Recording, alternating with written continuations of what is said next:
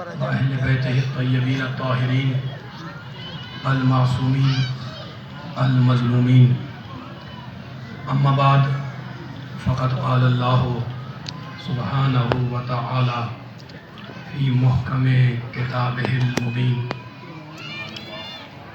بسم الله الرحمن الرحيم فمن يرد الله أن يهديه يشرح صدره للإسلام ومن يرد أن يضله يجعل صدره ضيقا حرجا صلوات اللهم صل على محمد اللہ اکبر یا رسول اللہ. سامعین کرام، حضرات گرامی قدر، اس مجلس اعزا سے آپ حضرات کے سامنے خطاب کی سعادت اور خطاب کا شرف حاصل کرنے کے لیے میں نے قرآن پاک کے انتہائی پاک کلمات کو اس مجلس کا موضوع سخن قرار دیا ہے. سبحان اللہ. صاحبان فکر، قرآن پڑھنے والے، قرآن سننے والے، قرآن سمجھنے والے، قرآن پر ایمان رکھنے والے تشریف فرما ہے. اس سے پہلے کہ میں آیہ مبارکہ کے ترجمے کی طرف جاؤں، عظمت قرآن پر ایک جملہ عرض کر کے آپ کی سماعتوں کو آیت کے ترجمے تک لے جاؤں. قرآن میں 114 سورے ہیں، 6666 آیات ہیں جو آپ سنتے رہتے ہیں، پڑھتے رہتے ہیں، ٹھیک ہے نا؟ اچھا، تو اب اتنی بڑی کتاب، اتنا بڑا پیغام، جس سے بڑی کتاب ممکن نہیں ہے نا؟ توریت سے بڑی، زبور سے بڑی، انجیل سے بڑی. عزیزوں، میں اگر کسی صاحب سے کہوں جو ادھر بیٹھے ہوئے بچے بہت نوجوان کہ جناب اٹھ کر قرآن مجید لے کر آئے، ایک صاحب لے کر آئے، میں نے اس سے چوما اور پوچھا کہ کیا ہے؟ سارے مجمع نے کہا یہ قرآن پاک ہے. میں نے چوم کر رکھ دیا. اس کے بعد پھر میں نے کہا جناب قرآن مجید میں 114 سورے ہیں. آپ نے کہا ہاں. میں نے کہا الگ الگ جلدوں میں ذرا سورے لے کر آئے. ایک صاحب اٹھے اور جا کر 114 جلدیں لے کر آ گئے، لا کر رکھ دی یہاں پر. اب میں نے ایک جلد اٹھائی اور اس پہ لکھا تھا سورہ حمد. میں نے کہا یہ کیا ہے؟ سارے توجہ کریے گا. سورہ حمد اٹھایا میں نے اور پوچھا کہ جناب یہ کیا ہے؟ فیصلہ آپ کو کرنا، میں جملہ ملا رہا ہوں. آپ نے کہا یہ قرآن ہے. میں نے چون کے رکھ دیا. پھر میں نے سورہ بقرہ اٹھایا. میں نے کہا یہ کیا ہے؟ آپ نے کہا یہ بھی قرآن ہے. پھر میں نے سورہ آل عمران اٹھایا. میں نے پوچھا یہ کیا ہے؟ فیصلہ مل کے کرنا ہے. میں نے کہا یہ بھی قرآن ہے. میں نے کہا سورہ نساء یہ کیا ہے؟ آپ نے کہا یہ بھی قرآن ہے. پھر میں نے سورہ مائدہ اٹھایا. میں نے کہا یہ کیا ہے؟ آپ نے کہا یہ بھی قرآن ہے. میں سورہ اٹھاتا گیا. سورہ نام اٹھایا. میں نے کہا یہ کیا ہے؟ سارے مجمع نے کہا یہ بھی قرآن ہے. اور ایک سورہ کوثر الگ رکھا تھا. میں نے اٹھایا. میں نے کہا یہ قرآن نہیں ہے. آپ نے کہا نہیں یہ بھی قرآن ہے. تو پورا قرآن وہ بھی قرآن، ٹھیک ہے نا؟ دیکھو اب ہم یہ لاہور میں بیٹھے مجلس پڑھ رہے ہیں، مجلس سن رہے ہیں. میں اگر کسی دریا کے کنارے آپ کے سامنے کھڑا ہو جاؤں اور پوچھ لوں دریا کی طرف اشارہ کر کے کہ یہ سارا کا سارا کیا ہے، تو آپ کیا کہیں گے؟ آپ کہیں گے جناب یہ پانی ہے. میں اگر گلاس میں پانی نکال لوں اور پوچھوں جناب جو گلاس میں آیا یہ کیا ہے، آپ کہیں گے یہ بھی پانی ہے. میں نے اسے کپ میں ڈالا. میں نے کہا جو کپ میں آیا وہ کیا ہے؟ آپ نے کہا وہ بھی پانی ہے. تو پورا دریا بھی پانی، گلاس میں آیا وہ بھی پانی، کپ میں آیا وہ بھی پانی. اب سمجھ میں آیا؟ پورا قرآن وہ بھی قرآن، 10 پارے وہ بھی قرآن، 5 سورے وہ بھی قرآن، 1 سورہ وہ بھی قرآن، 1 آیت وہ بھی قرآن. اب فیصلہ علی والے کر لیں، جو پورے قرآن کو نہ مانے وہ بھی کافر، جو 10 سورے نہ مانے وہ بھی کافر، نہیں جو نقطے کا انکار کرے وہ بھی کافر.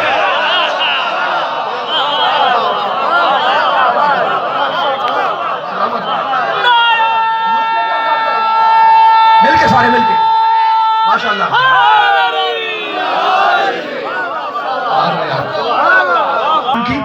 رب کائنات، پروردگار عالم، خالق ارض و سما، ارحم الراحمین، اکرم الاکرمین، اجود الاجودین، اسمع السامعین، ابصر الناظرین، اپنی اس کلام پاک کی اس آیہ مبارکہ میں، کلام ہے اللہ کا، کہہ رہا ہے فَمَن يُرِدِ اللَّهَ أَن يَهْدِيَهُ، اللہ جس کی ہدایت کا ارادہ کرتا ہے، یشرح صدرہ للاسلام، اس کے سینے کو اسلام کے لیے کھول دیتا ہے. مل کے آ جائیں سارے میرے ساتھ ساتھ انشاءاللہ. اس 40-50 منٹ کے اندر کوئی پیغام دینا ہے قرآن کی آیتیں پڑھ کر. آپ کے ذہن آمادہ ہے لیکن مجھے آیتیں پڑھنی ہے تاکہ آیتیں مکمل کروں گا تو پیغام ہوگا. جہاں جہاں آواز جائے یہ پیغام قرآن مجید کا لے کے سنائے زمانے کو. فَمَن يُرِدِ اللَّهَ أَن يَهْدِيَهُ يَشْرَحْ صَدْرَهُ لِلْإِسْلَامِ، اللہ جس کی ہدایت کا ارادہ کرتا ہے اس کے سینے کو اسلام کے لیے کھول دیتا ہے. وَمَن يُرِدْ أَن يُضِلَّهُ قرآن ہے. اور اللہ جس کو گمراہی میں رکھنا چاہتا ہے یجعل صدرہ ضیقا حرجا اس کے سینے کو تنگ کر دیتا ہے. کأنما یصعد فی السماء گویا کہ وہ انسان آسمانوں میں پرواز کر رہا ہے. یہ سورہ انعام کی آیت. اور پروردگار کہتا ہے سورہ نحل کے اندر وَلَٰكِن مَنْ شَرَحَ بِالْكُفْرِ صَدْرًا فَعَلَيْهِمْ غَضَبٌ مِّنَ اللَّهِ وَلَهُمْ عَذَابٌ عَظِيمٌ. اللہ کہتا ہے جس نے بھی سورہ نحل 16 اللہ فرماتا ہے جس نے بھی اپنا سینہ کفر کے لیے کھولا اس پر اللہ کا غضب بھی ہے, اللہ کا عذاب بھی ہے. جس نے بھی اپنا سینہ کفر کے لیے کھولا اس پر اللہ کا غضب بھی, اللہ کا عذاب بھی. وہ سورہ انعام, یہ سورہ نحل. اور اب سورہ زمر افمن شرع اللہ صدرہ للاسلام فہو علی نور من ربہ. مالک کہتا ہے کہ اللہ جس کا سینہ اسلام کے لیے کھول دے وہ اپنے رب کے پاس سے نور کا حامل ہوتا ہے. جو جس کا سینہ اللہ اسلام کے لیے کھولے فہو علی نور من ربہ وہ اپنے رب کے پاس سے نور کا حامل ہوتا ہے. ابھی کچھ دنوں پہلے 28 سفر کی مجلس سے آپ کے سامنے اسی علاقے میں خطاب کیا تھا. اب جملوں کو آگے لے جانا چاہ رہا ہوں اور پھر ایک آیت پڑھ رہا ہوں. پھر قرآن مجید میں اللہ نے آواز دی, یا اتنی آیتیں ذہن میں رکھیے گا, یا ایھا الناس قد جاءتکم موعظۃ من ربکم وشفاء لما فی الصدور. کیا کمال کی آیت ہے. اللہ بول رہا ہے, مالک الملک بول رہا ہے, کہتا ہے کہ جو ہے وہ اے انسانوں, یا ایھا الناس اے انسانوں, قد جاءتکم موعظۃ من ربکم تمہارے پاس تمہارے رب کی طرف سے جو پیغام آیا اس میں موعظہ بھی ہے اور سینے کی بیماریوں کے لیے شفا بھی ہے.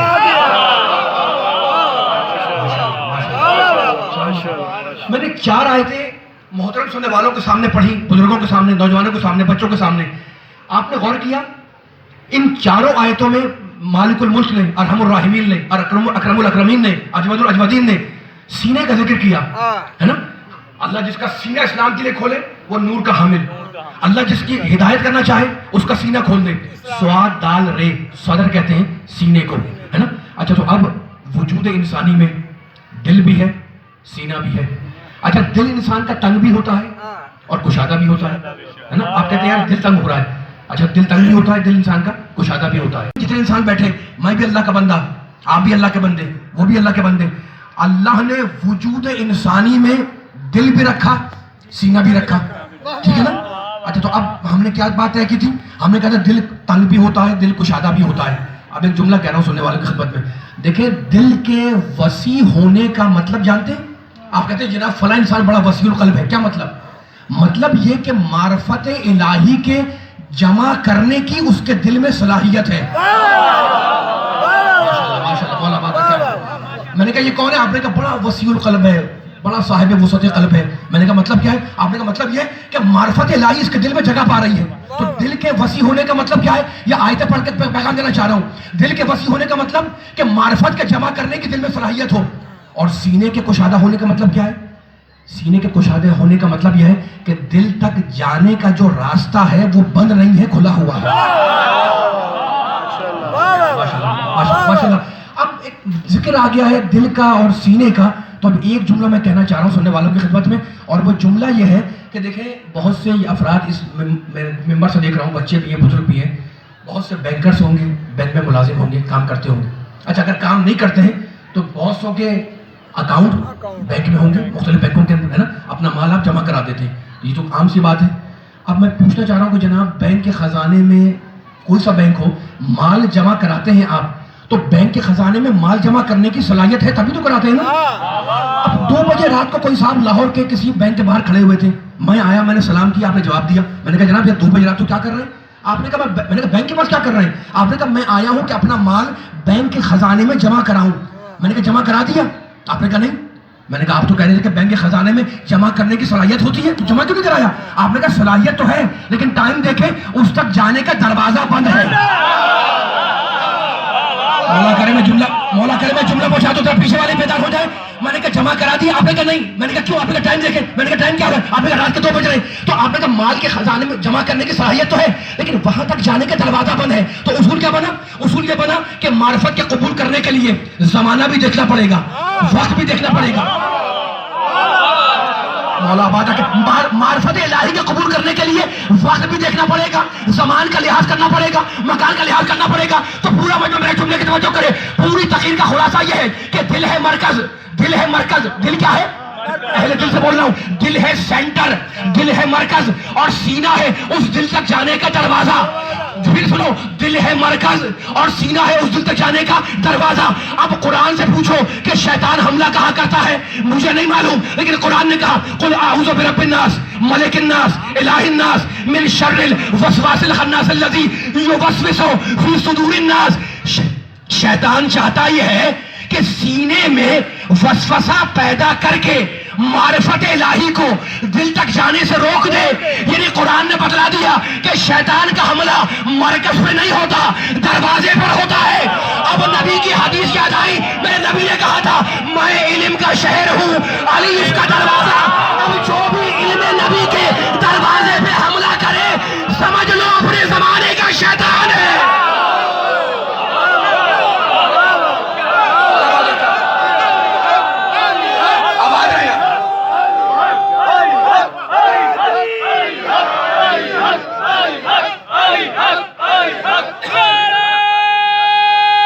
مل کے سارے ماشاءاللہ.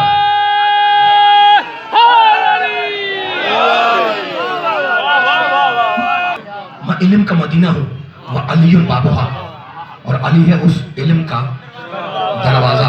تو سارا مجمع مانتا ہے نا میرے نبی کو بھی, میرے علی کو بھی. تو میرا علی علم نبی کا وارث ہے یا نہیں؟ بولنا ہے میرے ساتھ ساتھ چل رہا ہے. میں آیتیں پڑھنے کے لیے آیا ہوں آپ کے سامنے. میرا علی علم نبی کا وارث ہے یا نہیں؟ اچھا تو اب مجھے جملہ کہنے دو. کوئی پریشانی آتی ہے, کوئی مشکل آتی ہے, ہم پوچھتے ہیں جناب علی والوں سے کیا ہوا, تو علی والا کہتا ہے کوئی بات نہیں, علی وارث ہے. کوئی پریشانی آئی, میں نے کہا کیا ہوا, کہ کوئی بات نہیں علی وارث ہے. تو تم میرے جملہ سننا, جناب مجمع بیٹھا ہوا ہے, میں آیا ہوں کوئی پیغام دینے آپ کے سامنے. میں نے کہا کوئی پرابلم, کوئی آتی ہے پریشانیاں, لیکن آیا کرے. پریشانیاں ایک طرف, علی وارث ہے. مشکلات ایک طرف, علی وارث ہے نا. تو تمہارا وارث بھی علی, میرا وارث بھی علی, ممبر کا وارث بھی علی, محراب کا وارث بھی علی, زمین کا وارث بھی علی, آسمان کا وارث بھی علی, انبیاء کا وارث بھی علی, موضوع کا وارث بھی علی. لیکن آج قرآن سے پوچھو کہ قرآن اپنا وارث کسے کہتا ہے.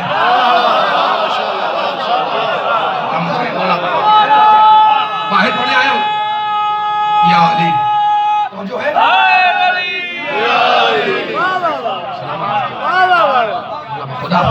خدا آپ کی اس آواز کو سلامت رکھے, آپ محمد کے ذکر کے صدقے میں, ٹھیک ہے نا. تو اچھا تو اب میں نے جملہ کہہ دیا, سب کا وارث علی ہے, لیکن اب مجلس پڑھ رہا ہوں میں اور آپ کے سامنے کہہ رہا ہوں کہ اب قرآن سے پوچھنا ہے کہ قرآن اپنا وارث کسے کہتا ہے. بلوان بچوں سے کہہ رہا ہوں میں, دیکھو میں اتنی آسان کر رہا ہوں وہ آیت جو قیامت تک قرآن میں موجود رہے گی, اور یہ اعلان ہے قرآن کی آیت کا. میں بھی آیت نہیں پڑھ رہا ہوں, وہ فیصلہ ہوگا انشاءاللہ پوری طاقت سے یہاں لے کر آخر تک. لیکن ایک جملہ سنیں, اس آیت کو پڑھنے کے لیے میں تمہید باندھ رہا ہوں. دیکھو کچھ الفاظ ایسے ہیں جو ہم روز مرہ بولتے ہیں, ہے نا, لیکن ان الفاظ میں اتنی طاقت ہے کہ لفظ ایک بولا جاتا ہے, اور انسان دوسرا لفظ خود سمجھ لیتا ہے. یعنی دوسرا لفظ آپ بولیں گے نہیں, دوسرا لفظ اس لفظ کے اندر خود نکل کے آئے گا. بولیں گے نہیں آپ, لیکن سمجھ میں آئے گا. آپ کہیں گے جناب یہ کون سی بات ہو گئی کہ آدمی بول بھی نہیں رہا ہے اور آپ کہہ رہے ہیں کہ سمجھ میں آ گیا. میں مثال دے رہا ہوں, میں آیا آپ کے علاقے میں یہاں پر شاہپور کانجرا میں, اور میں نہیں جانتا تھا جناب کون صاحب ہے, کون جا رہا ہے, کون بیٹھا ہوا ہے. کوئی صاحب جا رہے تھے, تو میں نے یہ مثال دے رہا ہوں تاکہ وہ آیت حل ہو جائے, اور زمانے کو سنانا میں حوالہ دے کے آپ کے حوالے کروں گا, لیکن پہلے یہ مثال باتیں ہو جائے. کوئی صاحب جا رہے تھے, میں نے کہا یہ کون ہے, آپ نے کہا پڑوسی. ایک لفظ بولا آپ نے پڑوسی, لیکن میں سمجھ گیا کہ لازمی کوئی نہ کوئی دوسرا ہے جس کا یہ پڑوسی ہے.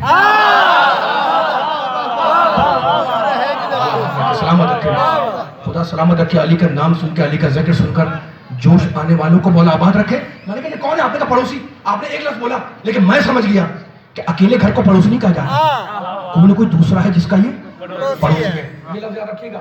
ایسی ایک لفظ ہے بیٹا. آپ نے مجھ سے بولا بیٹا, بس ایک لفظ بولا, میں سمجھ گیا کہ جناب بیٹا ہے تو کوئی نہ کوئی اس کا باپ بھی ہے.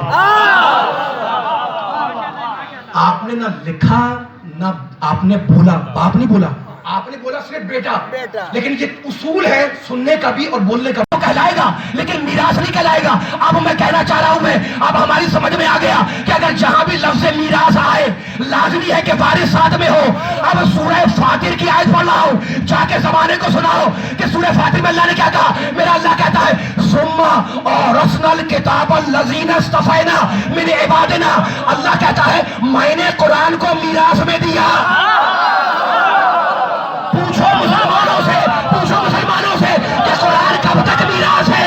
کہیں گے قیامت تک۔ تو پھر ماننا پڑے گا کہ اگر قرآن میراث بن کے قیامت تک جائے گا تو وارث بھی ساتھ ساتھ جائے گا۔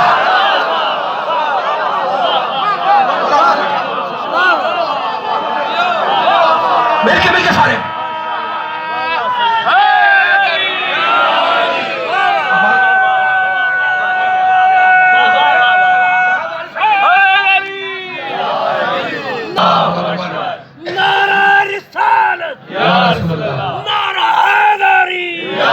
يا إمام المنتظر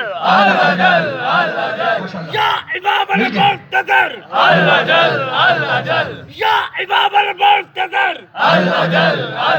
نعرة في الآية نعرة في الآية والساتيات والساتيات والساتيات